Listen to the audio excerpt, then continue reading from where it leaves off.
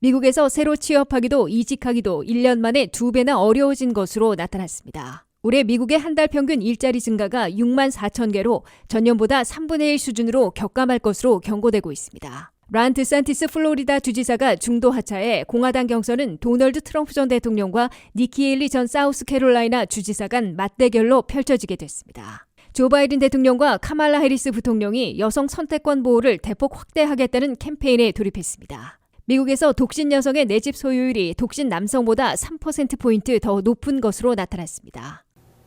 여러분 안녕하십니까? 워싱턴 뉴스 투데이입니다. 미국에서 새로 취업하기도 이직하기도 1년 만에 2배나 어려워진 것으로 나타났습니다. 신규 취업이나 이직을 원하는 젊은이들은 수백, 수천 통의 지원서를 보내고 페이와 베네핏까지 깎아야 하는 상황이라고 토로하고 있습니다. 안혜린 기자의 보도입니다. 미국에서 취업이나 이직 환경이 1년 만에 급변한 것으로 밝혀졌습니다. 미국에서는 이제 새로 취업하거나 다른 일자리로 옮기려는 이직 희망자들이 급변한 고용시장으로 일자리 잡기가 2배나 어려워진 상황에 당황해하고 있다고 월스트리트저널이 22일 보도했습니다. 1년 전에는 한 명의 취업 또는 이직 희망자들 앞에 2자리가 오퍼됐으나 올 초 현재는 정반대로 한 자리를 놓고 최소 2명이 겨루고 있는 상황으로 변했다고 월스트리트저널은 전했습니다. 전체적인 통계에서 2대1의 비율이지 화이트칼라 직종에서는 훨씬 일자리 구하기가 어려워졌으며 급변한 고용시장에 당황한 젊은이들이 페이나 베네핏을 깎고 있다고 월스트리트저널은 밝혔습니다. 금융과 마케팅, 소프트웨어 개발 등 화이트칼라 직종에서 신규 취업이나 이직 재취업이 상당히 어려워진 것으로 이 신문은 전했습니다. 더욱이 이직을 해도 잔류하는 것보다 임금이 예전과 같이 많이 올라가지 않는 것으로 나타났다고 이 신문은 밝혔습니다. 2022년 8월에 이직한 경우 잔류한 사람보다 임금을 3포인트는 더 받았으나 올 초 현재는 고작 0.8포인트 차이에 그치고 있어 새 직장에 적응하는 데 받는 스트레스에 비하면 나은 게 없다는 지적을 받고 있습니다. 23살의 한 명문대 졸업생은 프로페셔널 전문직이어서 연봉으로 7만 5천 달러를 받은 적이 있는데 해고 직후 새 일자리 구하기에 나섰으나 1,700곳의 지원서를 내고도 아직 새로 취업하지 못했습니다. 이 젊은이는 나이에 비해 연봉이 너무 세다고 생각해 엔트리 레벨로 지원함으로써 자연스럽게 연봉도 깎았으나 재취업을 아직 하지 못하고 있다고 토로했습니다. 30세의 여성 디자이너는 지난해 11월 해고당한 후에 350곳의 지원서를 내 18곳에서 면접을 봤으나 회사 측이 제시한 연봉 1만 7천 달러가 너무 적어 8천 달러 인상에 2주간의 유급휴가를 요청했다가 거절당했습니다. 미국에서는 불과 1년 전만 해도 팬데믹 여파로 극심한 구인난에 시달리는 고용주들이 인재 구하기에 전력 투구했고 젊은 층을 중심으로 더 많은 임금이나 더 좋은 베네핏을 찾아 대거 이직하는 타이트한 고용시장이었습니다. 그러나 미국의 고용시장도 다소 냉각되기 시작하면서 1년 만에 새로 취업하거나 이직하기도 2배 이상 어려워진 것으로 월스트리트저널은 분석했습니다.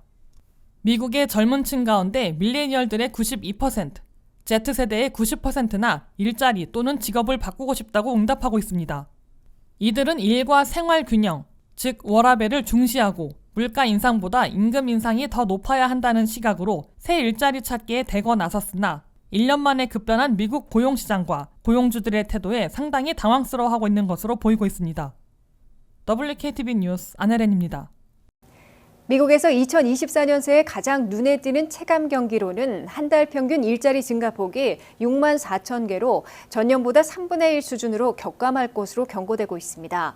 미국 실업률도 현재 3.7%에서 오는 6월에는 4.1%, 올 연말에는 4.3%로 올라가 100만 명의 실직자들이 늘어날 것으로 예고되고 있습니다. 미국은 2024년 새에 불경기에 빠지지는 않겠지만 미국민들은 불경기와 같은 일자리 불안을 체감하게 될 것으로 월스트리트 저널이 경고하고 있습니다. 월스트리트 저널이 71명의 재계와 학계의 경제학자들을 대상으로 설문조사한 결과 미국 경제에서는 새해 한 해 동안 확실하게 수치로는 불경기를 피할 것이지만 상당수 미국민들은 급속 냉각되는 일자리 불안을 체감할 것으로 조사됐습니다. 첫째, 미국 경제가 앞으로 1년간 불경기에 빠질 가능성에 대해 경제학자들은 39%로 꼽았습니다. 이는 1년 전에 61%에서 급락한 것이고 지난해 10월 조사 때의 41%에서 크게 하락한 것입니다. 그만큼 미국 경제는 불경기 없이 물가를 잡는 연착륙에 성공하고 있음을 경제학자들도 기정사실화하고 있습니다. 둘째, 그러나 일자리 증가폭이 새해 들어 급속 냉각돼 상당수 미국민들이 불경기 때의 일자리 불안을 겪게 될 것으로 경제학자들은 경고했습니다. 2024년 한 해 한 달 평균 일자리 증가는 6만 4천 개에 불과할 것으로 경제학자들은 내다봤습니다. 이는 2023년 한 해 한 달 평균 22만 5천 개보다 3분의 1 수준으로 급속 냉각되는 것입니다. 2022년 한 해에는 한 달 평균 39만 9천 개씩 일자리를 늘린 바 있습니다. 미국의 실업률은 현재 3.7%에서 올 6월에는 4.1%로 올라가고 올 12월에는 4.3%로 더 높아질 것으로 경제학자들은 예상해 놓고 있습니다. 실업률이 1년 동안 0.6%포인트 올라가면 실직자들이 100만 명이나 더 늘어날 것으로 계산되고 있습니다. 2024년 한 해 가장 미약하게 일자리가 늘어날 직종은 프로페셔널 테크 업종으로 1.9%에 그치게 되고 제조업과 정보업종의 일자리는 3.8% 증가하게 될 것으로 경제 분석가들은 내다봤습니다. 반면 레저 호텔 식당 업종에선 한 해 동안 일자리가 11.3% 늘어나고 헬스케어와 소셜 지원에선 무려 67.9%나 계속 급증할 것으로 경제학자들은 예상했습니다. 분야별 일자리 증가폭과는 별도로 경제학자들은 가장 미약한 일자리 증가를 기록할 직종으로는 25%는 제조업을 꼽았고 17%는 소매업종을, 12%는 수송 저장업종을 지목했습니다. 첫 뉴햄프셔 프라이머리 전야에 란 드산티스 주지사가 중도 하차함에 따라 공화당 경선은 도널드 트럼프 전 대통령과 니키 헤일리 전 사우스캐롤라이나 주지사 간 맞대결로 펼쳐지게 됐습니다. 특히 드산티스 주지사가 트럼프 지지를 선언하고 하차해 23일 뉴햄프셔에서도 트럼프 전 대통령이 압승을 거두면 니키 헤일리 전 주지사도 2월 24일 자신의 본거지인 사우스캐롤라이나에서 마지막 무대로 내몰릴 것으로 경고받고 있습니다. 한면택 기자가 보도합니다. 2024 공화당 경선이 도널드 트럼프 전 대통령의 독주로 싱겁게 끝나고 일찌감치 조 바이든 대통령으로부터 패권을 탈환하는데 하나로 뭉칠 조짐을 보이고 있습니다. 한때 트럼프를 대신할 새로운 지도자감으로 떠올랐던 론 드산티스 플로리다 주지사가 다수가 트럼프 전 대통령에게 한 번 더 기회를 주려는 것으로 나타났다며 트럼프 지지를 선언하고 중도 하차했습니다. Accordingly, I am today suspending my campaign. It's clear to me that a majority of Republican primary voters want to give Donald Trump another chance. 드산티스 주지사는 첫 개막전이었던 아이오와에서 2위를 차지해 가까스로 살아남았으나 올인했음에도 트럼프 전 대통령에게 51대 21%, 30포인트 차이로 대패했고 뉴햄프셔에서는 헤일리 후보에게도 밀리자 전격 후보 사퇴를 발표한 것으로 해석됩니다. 이로써 2024년 공화경선은 개막전인 아이오와 코커스 단 한 번만 개최될 뿐이고 첫 뉴햄프셔 프라이머리조차 실시되기 직전에 트럼프 대 헤일리의 2인 맞대결로 좁혀져 치러지게 됐습니다. 트럼프 전 대통령은 일요일 뉴햄프셔 막판 유세에서 드산티스 주지사의 공식 지지를 영예롭게 받아들인다며 이제 바이든을 물리치는데 하나로 뭉칠 때라고 강조했습니다. We need big margins because we have to send real unity as a message. 공화 경선은 이제 드산티스 표가 어느 쪽으로 더 많이 쏠려 트럼프의 조기 압승이냐 헤일리의 역전근이냐가 23일 뉴햄프셔 프라이머리에서 판가름나게 됐습니다. 니키 헤일리 전 사우스캐롤라이나 주지사는 드산티스 주지사가 훌륭한 경선을 펼쳐왔다며 이제 두 사람 간의 맞대결로 바뀐 만큼 유권자들이 80대 두 후보들보다 차세대 지도자를 선택해야 할 때라고 지지를 호소했습니다. Are we really going to go to our kids and tell them that their options are two 80-year-olds for president? 헤일리 전 주지사는 뉴햄프셔에서 39%로 가장 많은 무소속 유권자들도 투표하기 때문에 일대 역전극을 기대해왔으나 드산티스 중도 하차로 오히려 더 불리해진 것으로 미 언론들은 지적하고 있습니다. 드산티스 지지자들은 트럼프 48대 헤일리 27%로 나뉠 것으로 조사된 바 있어 드산티스의 중도 하차로 뉴햄프셔에서도 트럼프 전 대통령이 연승을 거둘 가능성이 높아졌다고 월스트리트저널과 뉴욕타임스 등 미 언론들은 내다보고 있습니다. 리얼 클리어 폴리틱스가 각 여론조사를 종합한 결과 뉴햄프셔 프라이머리 전야에 트럼프 전 대통령은 52.5%의 지지율로 헤일리 후보의 37.5%보다 15포인트나 앞서 있고 드산티스의 7%를 더 끌어들인다면 연승을 거둘 것으로 확실해지고 있습니다. 헤일리 전 주지사는 특히 뉴햄프셔에서 역전하지 못한 채 2월 24일 자신이 주지사를 역임했던 사우스캐롤라이나에서도 현재 지지율 52대 21%로 대패한다면 조기에 중도 하차해야 하는 막다른 코너에 내몰릴 것으로 경고받고 있습니다. 도널드 트럼프 전 대통령은 늦어도 3월 5일 16개 주 동시 경선이 펼쳐지는 슈퍼 화요일에 승부를 일찌감치 끝내고 백악관 재입성에 한 발자국 더 내딛게 될 것으로 예상되고 있습니다. WKTV 뉴스 한면택입니다. 조 바이든 대통령이 유권자의 절반을 넘는 여성 표심을 잡기 위한 듯 피임약과 낙태약, 응급 낙태 시술 등 여성 선택권을 대폭 확대하는 조치를 전방위로 취하고 나섰습니다. 바이든 행정부는 오바마 케어와 연방 공무원들이 피임약을 무료로 쉽게 사용할 수 있도록 확대하고 병원에서의 응급 낙태도 시술하도록 관련법을 발효 시행키로 했습니다. 조 바이든 대통령과 카말라 해리스 부통령이 여성 낙태권 보호를 대폭 확대하겠다는 캠페인에 돌입했습니다. 여성 낙태권 보호를 얻어냈다가 50년 만에 파기된 로우 대 웨이드 판결 51주년에 맞춰 바이든 대통령이 유권자의 절반인 여성 표심을 잡기 위한 재선 캠페인에 나선 것으로 보입니다. 바이든 행정부는 여성들의 피임약과 낙태약, 병원에서의 응급 낙태 시술을 쉽게 접근할 수 있는 조치들을 잇따라 시행하겠다고 강조하고 있습니다. 첫째, 오바마 케어를 통한 건강보험을 이용하고 있는 2천만 명 이상에 대해 피임약을 무료로 쉽게 이용할 수 있게 확대합니다. 연방 공무원들에게도 피임약을 쉽게 이용할 수 있게 허용합니다.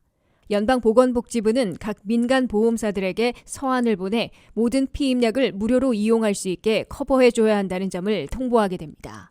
둘째, 발효 시행되지 않아온 EM텔라법에 따라 각 병원에서는 응급으로 낙태 시술을 미 전역에서 시행하도록 의무화시키기로 했습니다. 미 전역에서는 주법에 따라 거의 절반인 21개 주에서 낙태를 금지시키는 조치들을 취하고 있으나 연방법인 EM텔라법에 의해 응급 상황에선 병원에서 낙태 수술을 할 수 있도록 의무화되어 있습니다. 바이든 행정부는 이 관련법을 시행하지 않는다는 비판을 사왔으나 이번에 본격적인 시행을 약속하고 나온 것입니다. 셋째, 바이든 백악관에서 출산 건강 태스크포스를 가동해 여성들의 피임과 낙태 등에 따른 출산 건강 문제를 중점 점검해 나가겠다고 밝혔습니다. 카이저 패밀리 재단의 여론조사 결과 공화당원 20%를 포함한 미국민 58%는 피임과 낙태 문제에 대해선 공화당보다 민주당 정책을 신뢰하고 있다고 대답했습니다. 특히 지난해 11월 선거에서 켄터키와 오하이오에선 낙태 허용 조치들이 주민투표로 채택됐고 버지니아에선 낙태 보호를 내건 민주당이 주 상하원 다수당을 석권한 바 있습니다. 조 바이든 대통령은 자신의 재선전에서도 유권자의 절반 이상을 차지하고 있는 여성 표심의 다수를 잡는 데 최선의 무기가 피임과 낙태 보호 문제로 보고 본격적인 여성 선택권 확대 캠페인에 나선 것으로 해석되고 있습니다. 바이든 대통령과 해리스 부통령은 부부 동반으로 북버지니아 매사추세츠 지역에서 합동 캠페인을 벌입니다. 미국에서 내 집을 소유하고 있는 비율은 독신 여성이 독신 남성보다 3%포인트는 높은 것으로 나타났습니다. 미국 내 50개 주 가운데 47개 주에서 독신 여성들이 더 많이 내 집을 보유하고 있으며 알래스카, 노스와 사우스다코타 등 3개 주만 독신 남성의 소유율이 높았습니다. 안혜린 기자의 보도입니다. 미국에서 내 집 소유자들의 다수는 부부 공동으로 되어 있으나 미혼 또는 이혼으로 홀로 살 때의 내 집 보유율은 대부분 지역에서 여성이 더 높은 것으로 조사됐다고 CBS 뉴스가 보도했습니다. 미 전역에서 독신 여성들은 2022년 말 현재 1,095만 채의 내 집을 보유하고 있어 12.93%를 기록하고 있습니다. 이에 비해 독신 남성들은 824만 채의 내 집을 소유하고 있어 10.22%를 보이고 있습니다. 내 집 소유의 젠더 갭, 성별 차이는 대략 여성이 3포인트, 271만 채 더 많은 것으로 나타났습니다. 2021년 말에는 여성이 264만 채 더 많이 내 집을 소유하고 있었는데 1년 만에 7만 채 더 확대된 겁니다. 2021년 말에는 독신 여성들이 1,076만 채를 내 집으로 소유하고 있었고 독신 남성들은 812만 채를 갖고 있어 264만 채의 차이가 났습니다. 미국 내 50개 주 가운데 47개 주에서 내 집을 소유한 독신 여성들이 독신 남성보다 많았으며 알래스카, 노스와 사우스다코타 등 3개 주만 독신 남성이 더 많은 것으로 조사됐습니다. 독신 여성과 독신 남성의 내 집 소유율 격차, 즉 젠더갭이 가장 큰 곳은 델라웨어로 5.89포인트의 차가 났습니다. 델라웨어에서는 독신 여성의 내 집 소유율이 15.34%이고 독신 남성은 9.45%로 5.89포인트의 차이를 보이고 있습니다. 2위는 메릴랜드로 독신 여성은 14.01%, 독신 남성은 8.80%로 5.21포인트의 차이가 나고 있습니다. 버지니아의 젠더 갭은 독신 여성의 내 집 소유율이 13.55%이고 독신 남성은 9.34%로 4.21포인트 차이로 10위를 기록하고 있습니다. 독신 여성들의 내 집 소유율이 높은 주 지역들을 보면 1위는 델라웨어로 15.34%를 보이고 있습니다. 2위는 루이지애나로 15.19%, 3위는 미시시피로 14.84%를 각각 기록하고 있습니다. 미국에서는 예전 베이비붐 세대까지는 내 집을 부부 공동으로 마련하고 타이틀 등기도 부부 공동 소유로 하는 경우가 통상적이었으나 독신자들이 늘어나면서 독신들의 내 집 소유율도 증가하고 있고 남녀 차이, 즉 젠더 갭도 생겨나고 있는 것으로 분석되고 있습니다. 미국에서 내 집 소유율의 젠더 갭은 역시 남녀 간 임금 수준에서 아직도 차이가 나고 있기 때문으로 해석되고 있습니다.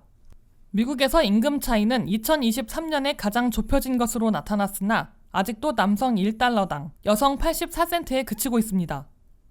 WKTV 뉴스 안혜린입니다. 이상으로 워싱턴 뉴스투데이를 마치겠습니다. 시청해주신 여러분 고맙습니다.